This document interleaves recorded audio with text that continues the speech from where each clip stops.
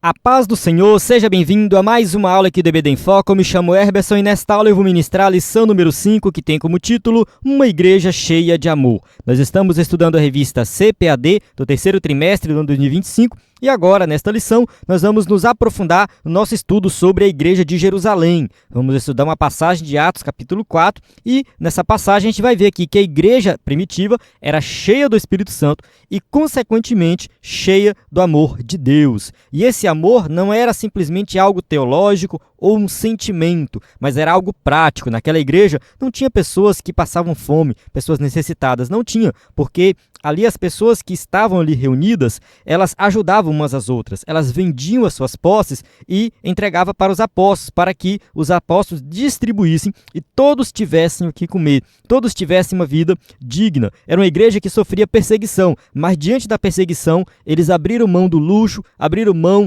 de qualquer coisa que não fizesse sentido naquele momento. Não faz sentido, nós estamos sofrendo perseguição. Jesus acabou de subir aos céus, derramou seu Espírito Santo, nós temos que pregar o Evangelho. Então vamos priorizar o que é importante. Então essa igreja cheia do amor, cheia do Espírito Santo, pregando o Evangelho, pregando a ressurreição de Cristo, cheia da graça de Deus, essa igreja tem muito a ensinar para nós nos dias de hoje. Então eu convido você a assistir essa aula até o final. Nós vamos aqui estudar em detalhes essa passagem bíblica, principalmente aquela parte que fala que eles tinham tudo em comum, que vendia os seus bens, distribuía. A gente vai explicar em detalhes essa passagem e entender o contexto ali que aquilo estava acontecendo e como que nós podemos aplicar na igreja atual. Bem, antes de iniciar aqui, eu quero convidar você a ver aqui o meu aviso sobre os slides, que eu vou falar de uma novidade do EBD em Foco do nosso WhatsApp. Nós estamos implementando uma automação no WhatsApp e vai ajudar a todos, assinante e não assinante do EBD em Foco. Então vamos lá, rapidinho aqui, ó. O nosso slide é 100% baseado na revista, com imagem de qualidade, bem pronto para ser usado. Então, se você usa slide na sua igreja, tenho certeza que o slide do EBD em Foco vai lhe ajudar. Quem é assinante, acessa slide de adultos, de jovens e vários outros bônus aí. Nós temos um aplicativo também que você pode baixar na Play Store, basta fazer o download e abrir para acessar o conteúdo. Nós temos nosso site, ebdemfoco.com, todo o conteúdo está no nosso site, e nós temos o WhatsApp, que é esse aqui, 949-8409-2869. Se você não salvou esse número, salva. Na descrição do vídeo tem a informação também desse número, tem um link também que leva para o nosso WhatsApp. Salva o nosso número EBD em Foco para você enviar a mensagem. Nós estamos implementando uma automação que é bem interessante. Funciona assim: você salva o nosso número e manda a mensagem. Você pode mandar a mensagem assim: receber o slide. A parte, senhor, tudo bem? Gostaria de receber o slide. Tem que estar escrito assim: receber o slide. Isso tem que fazer parte da mensagem. Lá vai ter uma automação que vai verificar se você é assinante. Se você for assinante, você vai receber o link para baixar o slide. Por enquanto, a gente não conseguiu colocar o arquivo direto. Minha vontade é colocar o arquivo. Você já recebeu o arquivo do slide. Mas como não é possível ainda, a gente está trabalhando nisso, você vai receber o link que você vai baixar o slide. Então, assim, em vez de você entrar no site para baixar o slide, você vai direto no WhatsApp e solicita por lá. Muita gente, né, pediu para fazer isso, a gente está implementando. Se você não for assinante, lá vai explicar, olha, você não é assinante, mas nós temos nosso conteúdo de assinante, então vai explicar tudinho lá. Tá? E tem também o subsídio, você pode mandar receber o subsídio, e você pode escrever só assim, subsídio, ou pode colocar receber o subsídio. O importante é ter o nome subsídio no meio, tá? Nesse caso aqui, mas recomendo você sempre colocar receber o subsídio, receber o slide. Você pode, por exemplo, pedir para entrar no grupo, quero entrar no grupo, né? Quero renovar. Então isso aqui vai acontecer automaticamente. E temos também o atendente humano, tá bom? Se a automação não resolver o problema, entra uma pessoa e vai resolver o seu problema. A questão da automação é boa porque muita gente pode mandar mensagem ao mesmo tempo e a gente não fica preocupado em não responder ninguém. Todo mundo vai ser respondido e você vai receber o material. Então faça o teste, entre lá, mande mensagem. A gente fez para usar mesmo isso aqui. Futuramente a gente vai melhorar essas automações e colocar muito mais coisa lá. Vai detalhar muito mais slides antigos, slides temáticos. A gente vai colocar muita coisa mesmo. Então salve o nosso número. Tenho certeza que você vai acessar muito material de qualidade diretamente no WhatsApp. Bem, vamos para a lição. O texto áureo diz assim: e era o coração e a alma da multidão dos que criam, e ninguém dizia que coisa alguma do que possuía era sua própria, mas todas as coisas lhes eram comuns. Atos capítulo 4, versículo 32. Essa passagem aqui de Atos é uma passagem que muitas vezes é interpretada de forma errada, e muitas vezes também as pessoas levantam algumas polêmicas, né?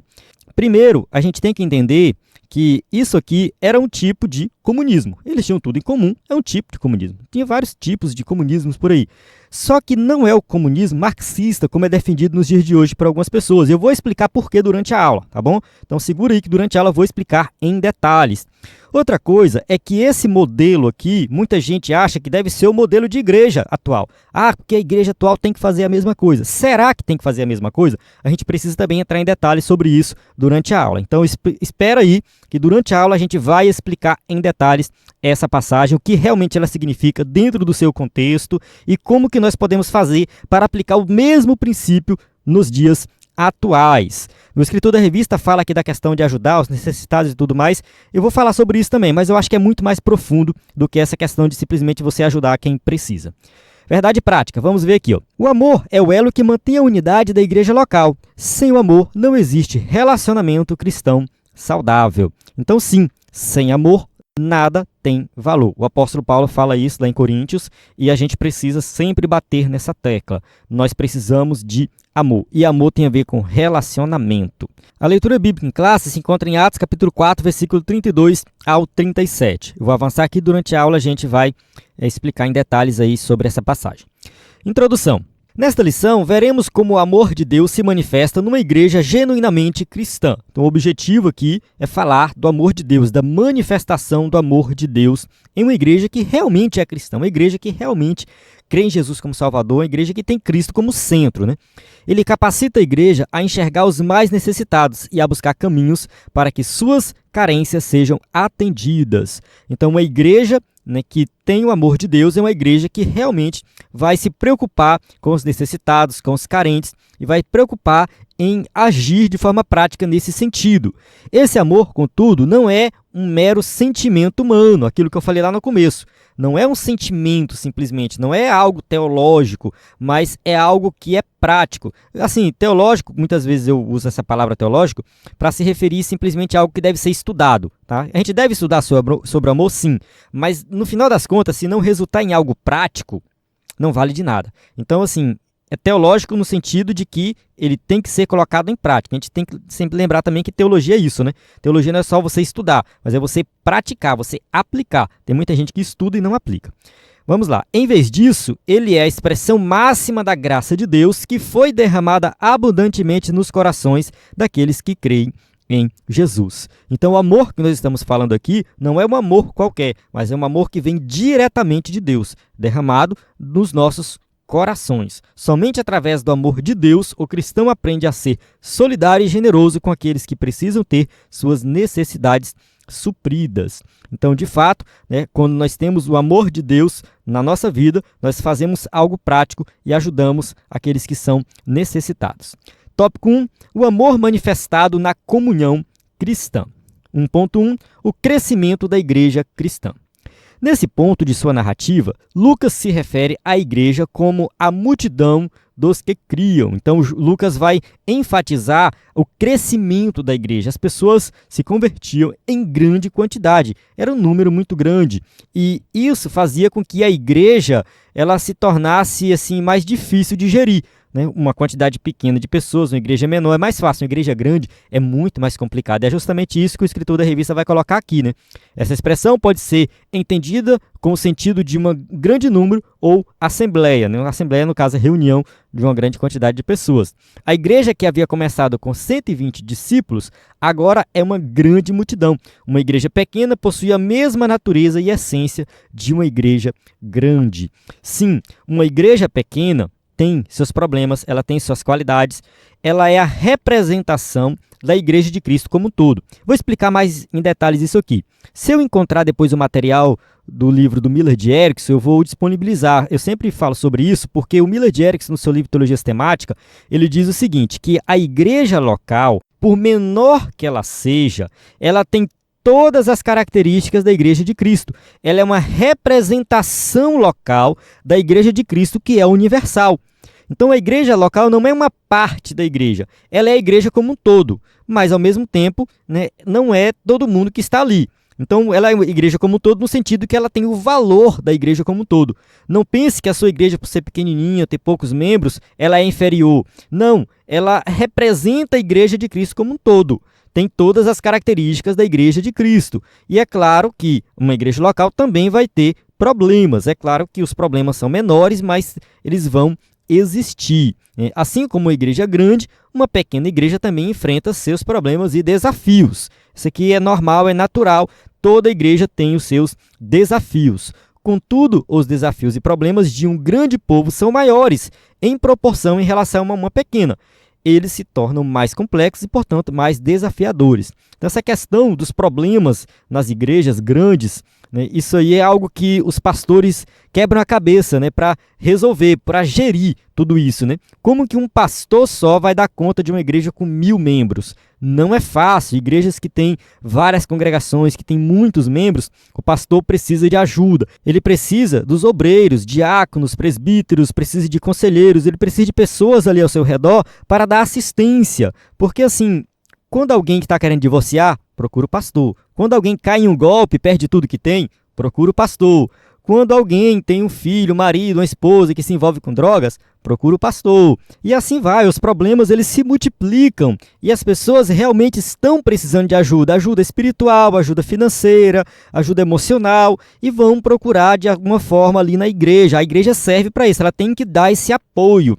Por esse motivo, o pastor ele vai precisar de pessoas ao seu redor capacitadas para que possa gerir toda essa multidão. O corpo de Cristo, ali está presente o corpo de Cristo. Então assim, a igreja ela é formada por pessoas e pessoas precisam de ajuda. E isso é muito importante, a gente precisa destacar.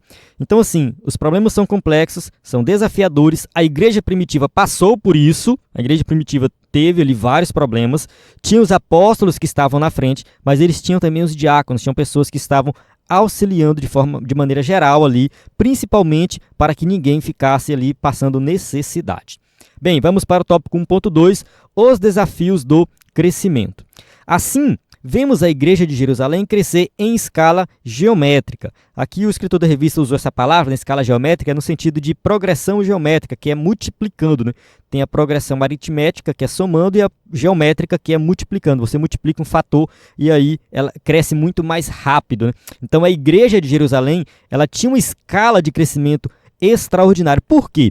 Porque Jesus andou por toda a Judéia, por toda a Galileia. Jesus pregou o evangelho, Jesus passou um bom tempo em Jerusalém. Então, quando os apóstolos começaram a pregar e falar de Jesus, as pessoas lembraram, aquele Jesus e tal, e aí começaram a se converter.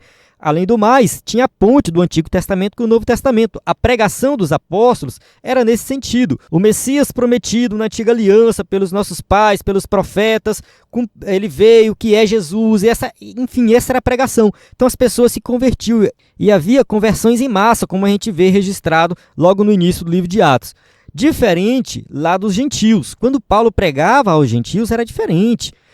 Assim, não tinha essa conversão em massa. Enfim, as pessoas se convertiam, mas em menor número. Mas em Jerusalém o crescimento foi extraordinário. Ela se multiplicava e com isso os desafios também eram maiores. Atos capítulo 6, versículo 7. E crescia a palavra de Deus e em Jerusalém se multiplicava muito o número dos discípulos e grande parte dos sacerdotes obedecia à fé. Olha só, até mesmo sacerdotes estavam se convertendo. Então foi um impacto geral naquela sociedade.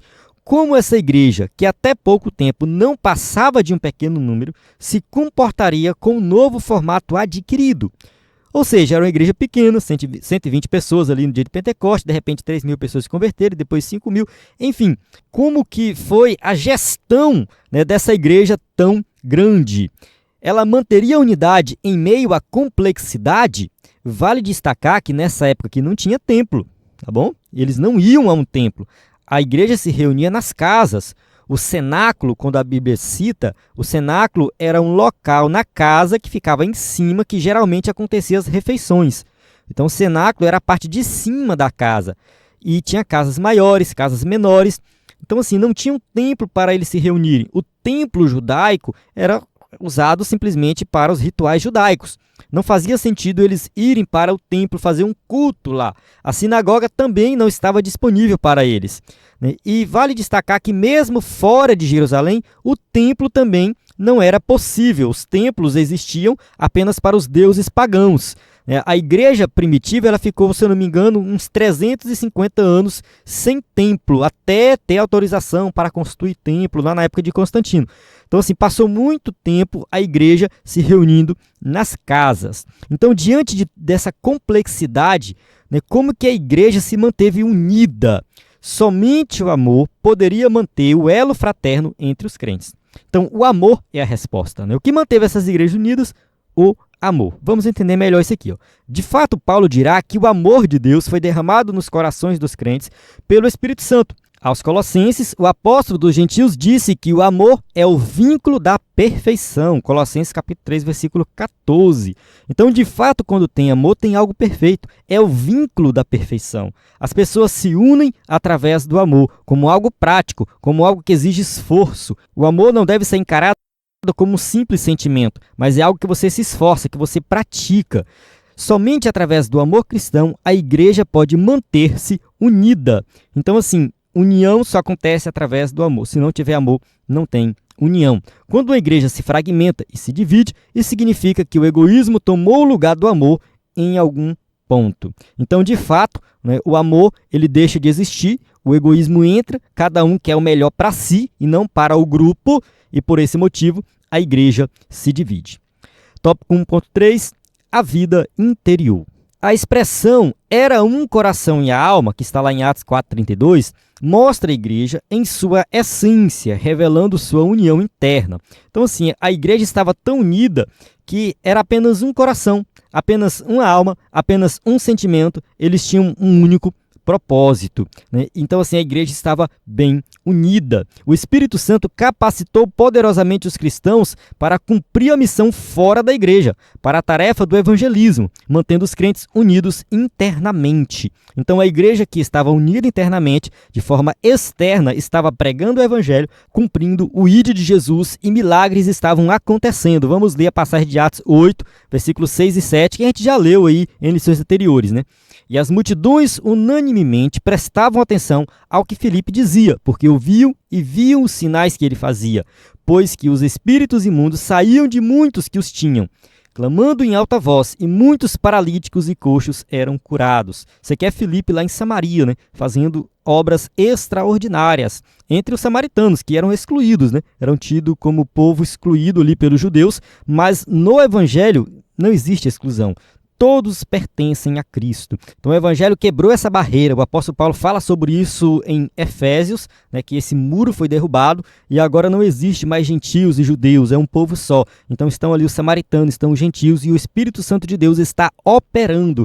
A igreja cheia do Espírito Santo, a igreja cheia do amor, cumprindo a sua missão. Vamos para o tópico 2, o amor como manifestação da graça. 2.1, a graça como manifestação do Espírito. Então vamos falar aqui da graça de Deus, que foi manifestada entre nós através do Espírito Santo. O melhor ambiente para a manifestação dos dons do Espírito é em uma igreja onde o amor de Deus está presente. Muitas vezes a gente clama por dons espirituais, a gente quer receber dons espirituais. Os dons eles são importantes, eles devem ter. Paulo fala para nós buscarmos os melhores dons.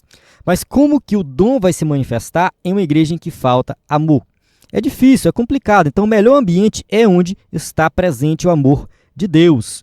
Lucas nos informa que os apóstolos davam com grande poder testemunho da ressurreição do Senhor Jesus. Atos capítulo 4, versículo 33. Então, assim, eles eram cheios do Espírito Santo e testemunhavam e falavam da ressurreição de Jesus. A morte de Jesus é importante, sim, mas a ressurreição também, a gente não pode esquecer disso. Jesus ressuscitou, isso aqui foi algo extraordinário e eles pregavam o tempo todo, para que as pessoas se convertessem. O contexto nos mostra que o Espírito opera em um ambiente que lhe é propício, isto é, onde a igreja está banhada no amor cristão. Então, o Espírito Santo de Deus ele vai operar no ambiente que tem amor. Ele não vai operar no ambiente que tem contenda, no ambiente que tem rixa, no ambiente que tem panelinha. Não faz sentido. A igreja precisa se unir. A igreja precisa ter um único propósito. A igreja precisa ter amor para que o Espírito Santo possa operar. Muitos podem cair na tentação de achar que o segredo para ter uma igreja imersa no Espírito, isto é, onde os dons espirituais se manifestam com regularidade, tem a ver com cumprir determinadas regras e normas estabelecidas.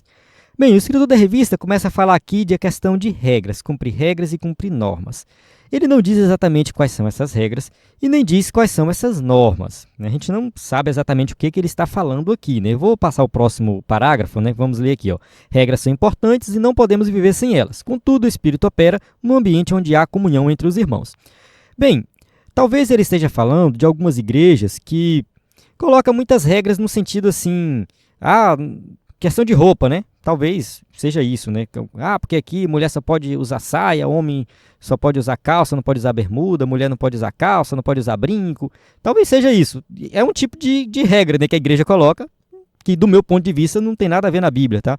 Então isso aí é uma coisa que no passado a igreja valorizava muito, essa questão dos costumes, usos e costumes, tá? Muitas igrejas hoje ainda valorizam, muitos pastores ainda valorizam muito isso e tal, mas eu acho que isso é coisa que já foi superado, né? A gente sabe que igrejas que permitem mulher usar calça, homem usar bermuda, isso aí não tem nada a ver, a gente sabe que ninguém vai para o inferno por causa disso, eu tenho certeza absoluta, o evangelho que eu creio não é dessa forma, isso é um tipo de legalismo que a igreja tinha no passado, mas eu acho que já foi superado. Então assim, tem muitas regras nesse sentido, né? Tem algumas igrejas que proíbe os obreiros de não usar gravata. Tipo assim, tu tem que usar gravata, é obrigatório usar gravata. Se chegar na igreja sem gravata, nem sobe no púlpito, não prega. Isso é uma regra, tá? Não tá na Bíblia, isso aí é uma regra que a igreja colocou, né? Como se, sei lá, tivesse algum tipo de unção na própria gravata, né? Mas enfim, são algumas coisinhas que eu acho que acontecem, tá? Pelo menos essa é a minha interpretação aqui dessa passagem aqui da revista. E o escritor da revista vai destacar aqui que o Espírito Santo vai operar onde há comunhão entre os irmãos. Então, assim, a igreja é cheia de regrinhas, mas que não tem comunhão, não tem ação do Espírito Santo. É isso, tá? É claro que se a tua igreja tem algumas regras que você não concorda, você não vai ficar quebrando elas só para mostrar que é rebelde. Você, né, vai procurar uma outra igreja que se encaixa melhor para você. Esse é o conselho que eu dou. Porque a minha igreja tem isso, tem aquilo, não sei o que, tem as regras, não gosto disso aqui. Procure uma outra. Não faça confusão na sua igreja, porque aí você vai, né, quebrar a comunhão com os irmãos, né? Vai acontecer isso aí. Aí como é que o Espírito Santo vai operar? Mas enfim, vamos avançar aqui.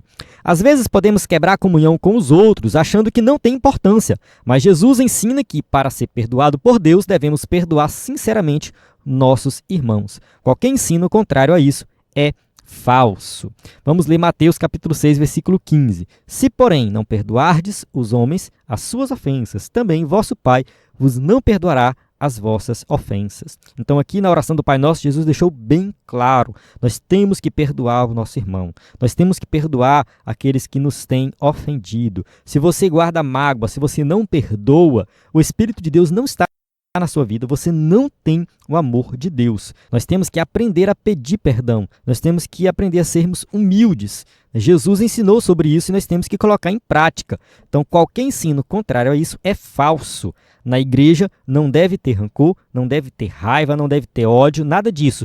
Qualquer confusão, qualquer briga, qualquer desentendimento tem que ser resolvido o mais rápido possível. 2.2. A graça como favor imerecido. Há ainda um outro aspecto da graça de Deus revelada neste texto. Atos capítulo 4, versículo 33. Em todos eles havia abundante graça. Então a graça de Deus estava presente na igreja primitiva. Isso significa que a graça de Deus estava manifestada tanto nos apóstolos como em toda a igreja. A graça de Deus é para todos, né? O escritor da revista colocou aqui apóstolos e igreja, mas eu acho que nem precisava de citar os apóstolos, né, separado.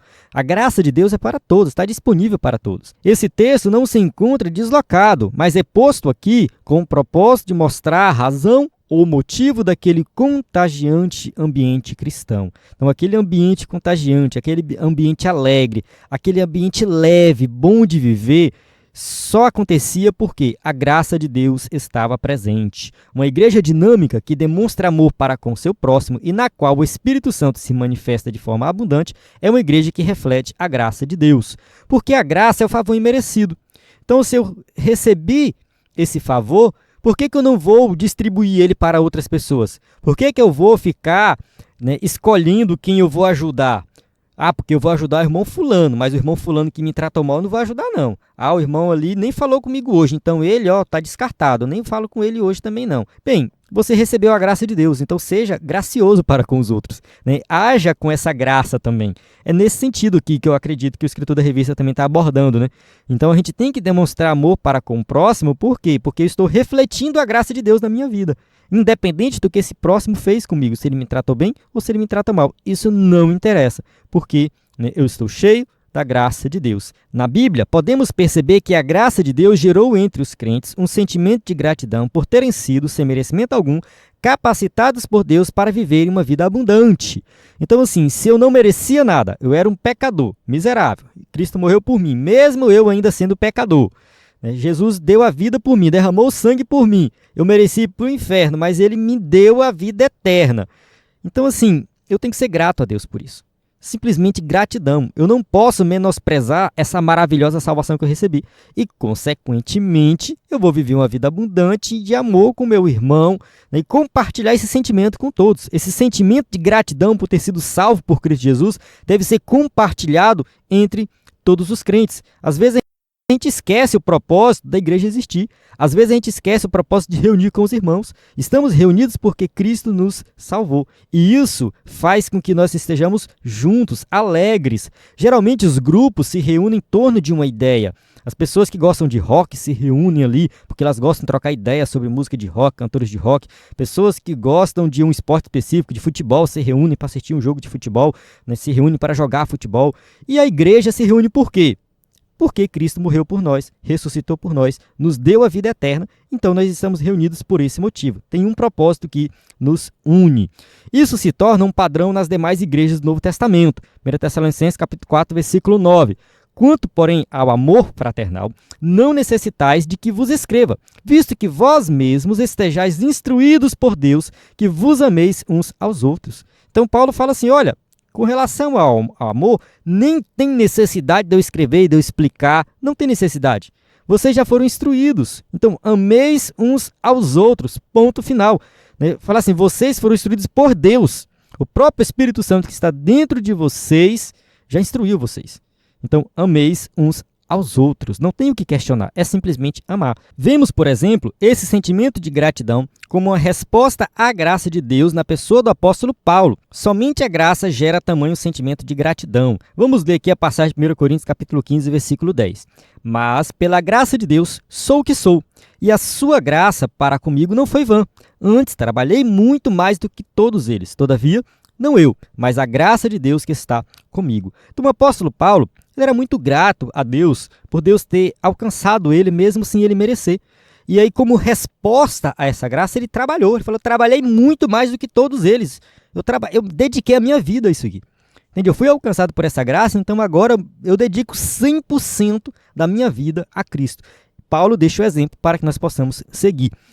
Então eu devo deixar meu trabalho, deixar tudo, virar missionário? Não, não é isso.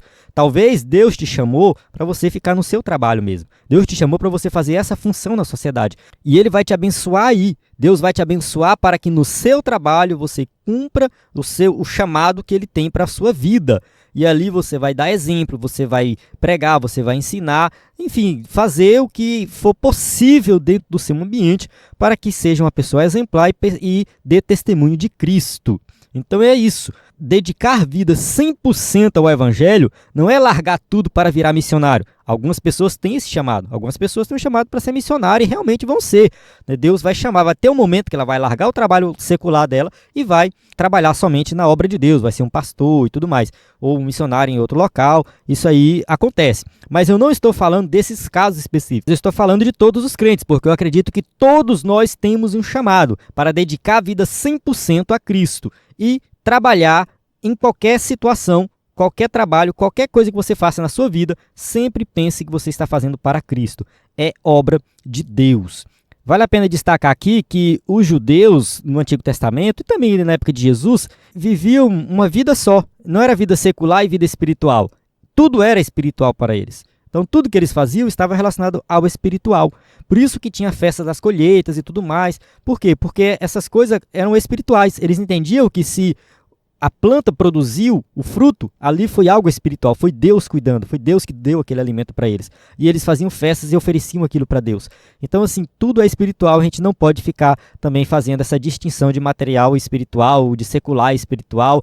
Às vezes, eu até uso essa questão de trabalho secular, vida secular, mas eu tenho esse entendimento, né, que eu falo secular para distinguir de algo direto relacionado à igreja, mas eu entendo que tudo é espiritual e eu quero que você tenha esse entendimento também. Tudo na sua vida é espiritual, tudo é dedicado a Deus, né? Quer comamos, quer bebamos, façamos tudo para a glória de Deus. Vamos para o tópico 3, a manifestação do amor na solidariedade cristã. Vamos lá. 3.1, a busca pela equidade. O dicionário Aurélio da língua portuguesa conceitua equidade como a disposição de reconhecer igualmente o direito de cada um. Bem, aqui é uma definição do dicionário, né? O que é equidade? Disposição de reconhecer igualmente o direito de cada um. Se você tem direito, você deve ser reconhecido. Isso aqui é seu direito. Se você trabalha, se você é uma pessoa que presta um serviço à sociedade, você tem direito à moradia, você tem direito à alimentação, você tem direito à qualidade de vida. Infelizmente, o sistema que nós vivemos não permite isso. Tem pessoas que trabalham o dia inteiro e não têm uma moradia digna. Tem pessoas que trabalham o dia inteiro e não têm um alimento que sustenta. Infelizmente é assim. Infelizmente a gente sofre muito com... Enfim, nosso sistema político é muito complicado, né? Não vou entrar em detalhes aqui, mas, assim, a equidade é nesse sentido. Se você trabalhou, você tem direito, tá? Você realmente vai receber porque você tem direito. Mas vamos lá. Assim, diferentemente da igualdade, a equidade não enxerga as pessoas como sendo todas iguais e, por isso, busca formas de ajustar o desequilíbrio entre elas.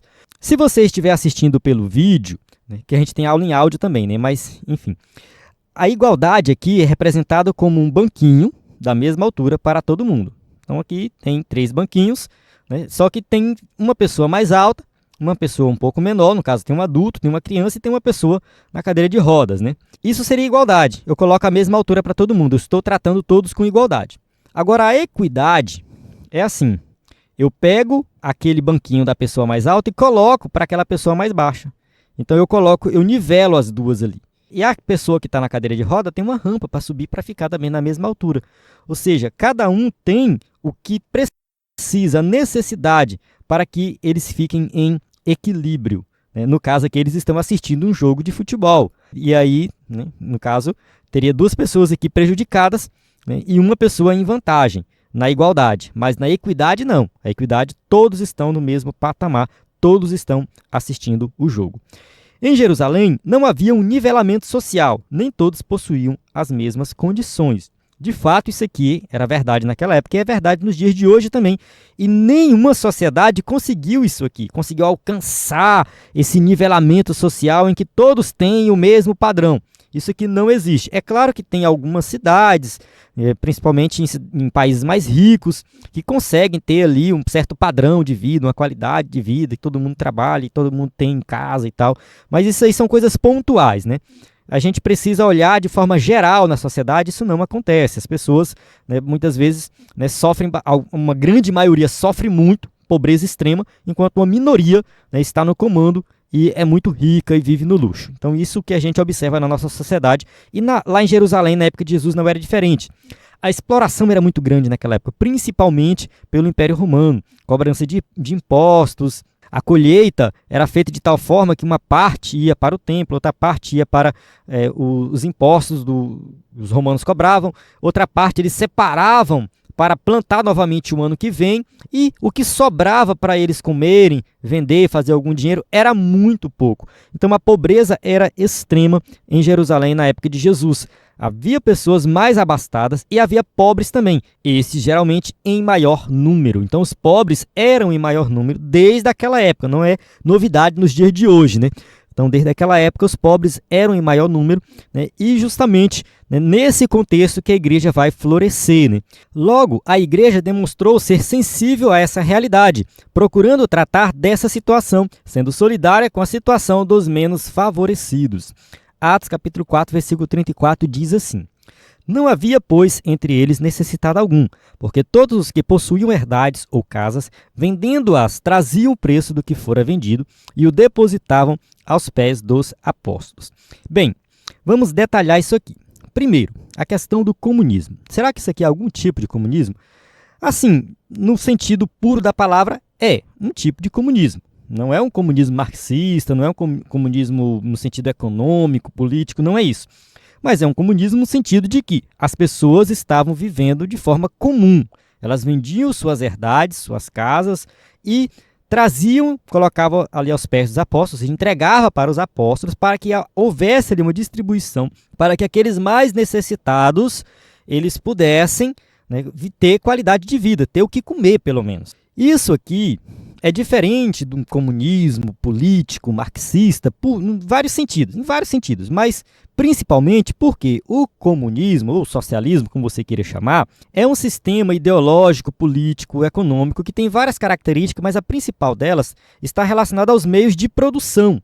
Então, a ideia do que seja comum dentro do comunismo é aquilo que produz riqueza, os meios de produção que produz riqueza, as fábricas, as fazendas, enfim, tudo que produz riqueza, isso seja comum, seja dividido, esse trabalho realizado ali que produz essa riqueza, ele seja distribuído de forma igual para que as pessoas tenham acesso a uma melhor qualidade de vida. Então a ideia é essa. Não é diferente do capitalismo, tá? Não estou defendendo aqui o comunismo, falando que é bom ou ruim, não é isso, tá? O meu propósito aqui não é esse. O capitalismo também tem a mesma ideia. O capitalismo também é um meio de produção. O que o capitalismo pensa?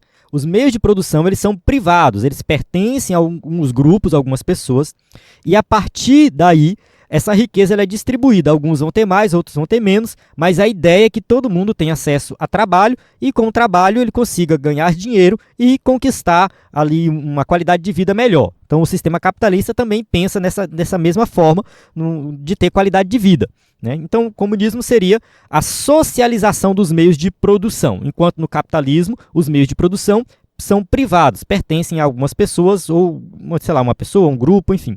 No socialismo, os meios de produção seriam comuns a todos. E na igreja primitiva, tinha isso? Não. Na igreja primitiva, o que era socializado eram bens, era alimento, não era o meio de produção, não era uma fábrica. Então não tem nada a ver uma coisa com a outra. Tá? Não tem nada a ver, é totalmente diferente. Por que a igreja primitiva fez isso? A igreja de Jerusalém especificamente. Por que essa igreja fez isso? Por vários motivos. Primeiro, por causa da situação financeira deles, que era muito difícil, tinham muitas pessoas necessitadas.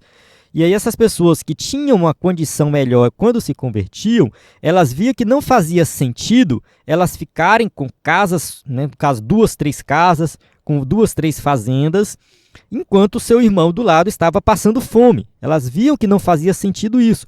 Então a prioridade deles é ajudar os necessitados. Era algo espontâneo do coração, não era obrigado a fazer isso. Ninguém foi coagido a fazer isso. Não havia uma lei lá na igreja primitiva dizendo que tinha que fazer isso. Nada disso. Simplesmente espontâneo, as pessoas faziam porque queriam. Então era algo que realmente vinha do coração, era o amor de Deus naquela igreja. E outra coisa que a gente precisa destacar é a questão da perseguição que eles sofriam ao se converter. Muitos perdiam seus bens, muitos sofriam bastante ali, então não fazia muito sentido para eles assim, ter bens, juntar bens, se estavam sofrendo perseguição, se eles podiam morrer amanhã. Entende? Então assim, se eu posso morrer amanhã diante da perseguição porque eu creio em Jesus, o que vale eu ter uma fazenda? Eu vou vender, vou depositar aos pés dos apóstolos para que mais pessoas possam ser beneficiadas. Se eu morrer amanhã, eu vou para a glória e ponto final. Entende? Estevão, por exemplo, morreu sendo perseguido e muitos outros morreram. Então fazia sentido Estevão ter riqueza? Não fazia sentido. Então assim, em ambiente de perseguição, em ambiente, né, de extrema pobreza, não faz o menor sentido as pessoas guardarem bens, guardar dinheiro. Principalmente quem tem o amor de Deus. Claro, aquela pessoa arrogante que não tem o amor de Deus na vida, ela vai continuar lá com a riqueza dela, ela vai morrer abraçada no pote de ouro, né? Mas não está nem aí para isso. Agora, os crentes da igreja primitiva que tinham o amor de Deus, diante dessa situação, para eles era óbvio que não fazia o menor sentido acumular riqueza. Naquela situação não fazia sentido.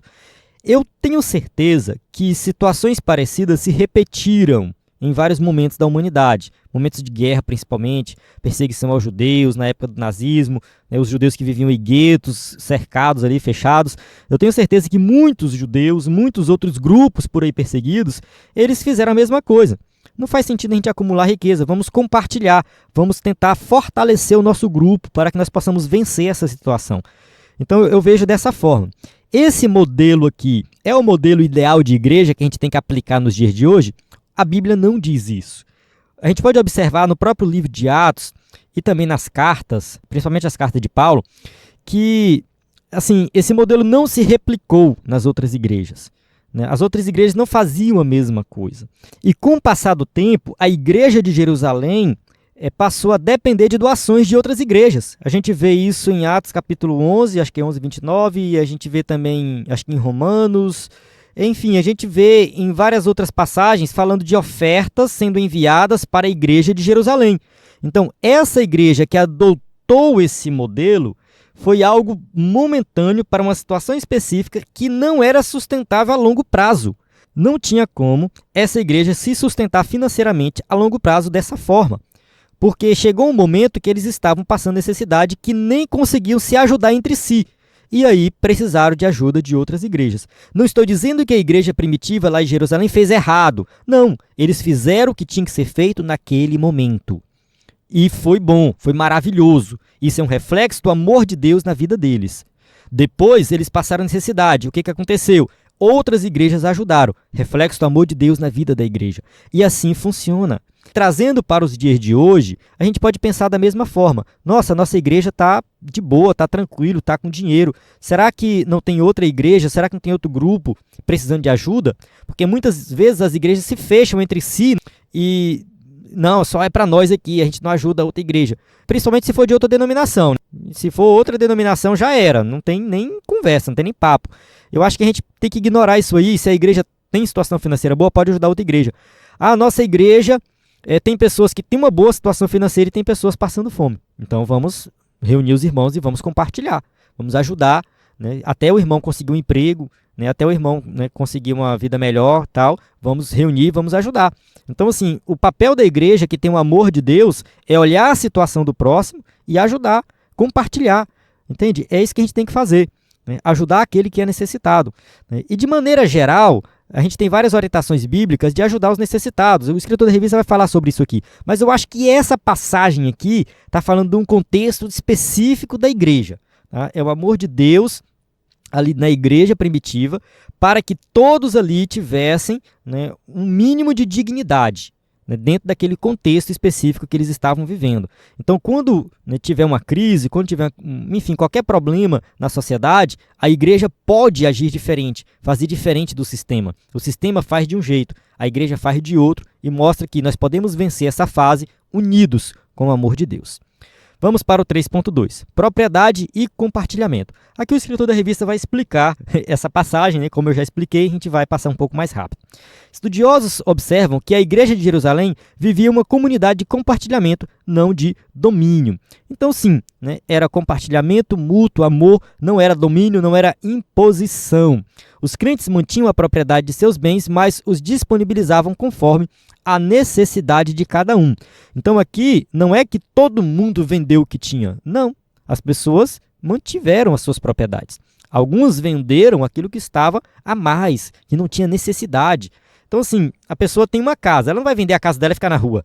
Não faz sentido. Eu acredito que aqueles que venderam a casa é porque eles tinham onde ficar. Eles tinham uma outra casa. De alguma forma, vou vender a minha e ficar com minha mãe. Tudo bem, mas tem uma outra casa para ficar, né? Então, assim, se vendia é porque tinha onde ficar. Não é porque vou vender e ficar sem nada. Não faz o menor sentido. É como acontece até nos dias de hoje, nessas falsas igrejas aí da teologia da prosperidade, né, que tem casos de pessoas que venderam tudo que tinha, vendeu casa, vendeu carro e deu para a igreja porque Deus ia multiplicar. Primeiro que a pessoa toma uma decisão dessa, ela está com ganância no coração, né?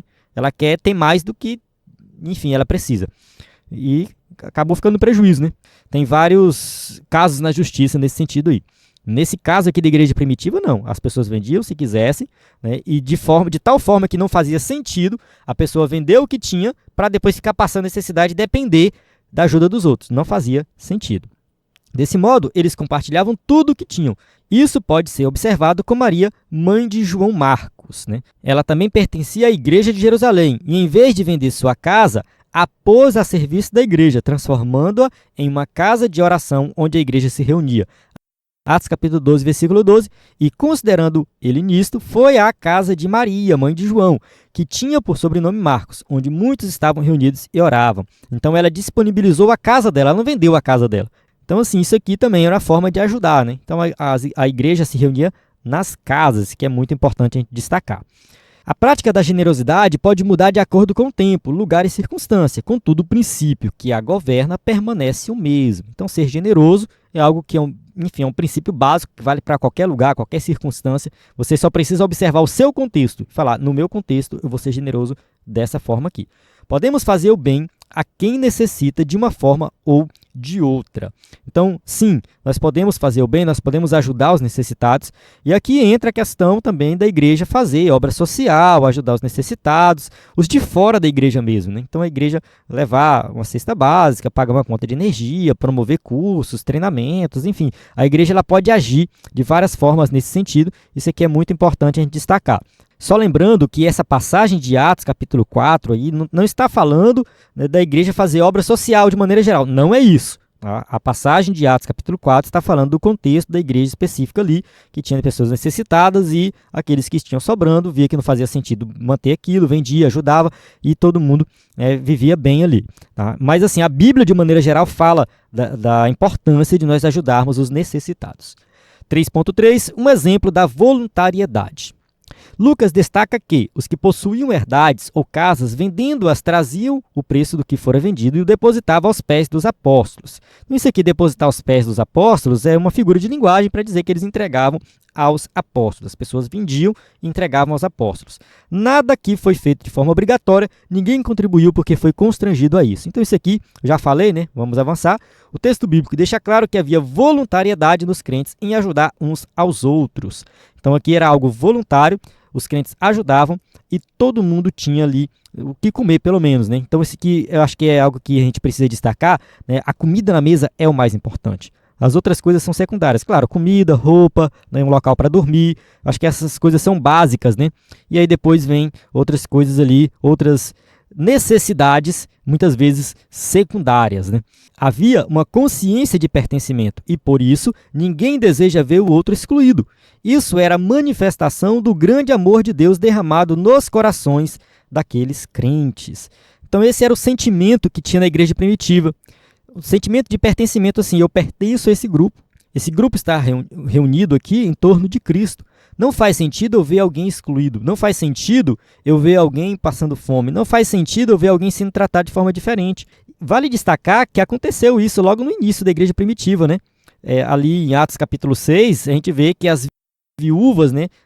Se eu não me engano, as viúvas dos gentios estavam sendo tratadas de forma diferente da viúva dos judeus, né? Eles tratavam melhor as viúvas dos judeus, né? E as viúvas naquela época representavam as pessoas muito pobres, porque elas, enfim, não tinham como trabalhar, às vezes tinham vários filhos, era bem complicado para as viúvas, para os estrangeiros, para os órfãos, né? E nesse sentido aqui, já começou a ter ali na igreja primitiva um atrito, já começou a ter ali pessoas sendo tratadas de forma inferior. E aí os apóstolos entraram em ação e falaram, não, vamos acabar com isso, vamos escolher pessoas aqui para serem diáconos para resolver esse problema. A gente vai falar sobre isso em outro momento. Então, assim, a gente vê que essa igreja, ela se preocupava, né, em resolver os seus problemas, seja a igreja pequena, seja a igreja grande, não importa, os problemas devem ser resolvidos e tudo feito de acordo com o amor de Deus que foi derramado no coração de cada crente. Amém? Chegamos na conclusão da nossa aula que diz assim: chegamos à conclusão de mais uma lição bíblica. Vimos como o amor de Deus derramado nos corações da primeira igreja mobilizou os crentes a socorrer os mais necessitados. Isso aconteceu de forma voluntária, quando cada um, de acordo com as suas posses, se prontificava a dar o que lhe pertencia. Não há igreja cristã verdadeira sem essa identificação com o outro. Ninguém pode fechar os olhos diante da necessidade alheia e se auto-intitular de cristão. O verdadeiro amor se realiza no entendimento da necessidade do próximo. Então aqui o escritor da revista, né, faz uma conclusão que resume bem o que nós estudamos. A igreja primitiva é uma igreja cheia de amor e por esse motivo, né, uma igreja que socorreu o próximo necessitado, né?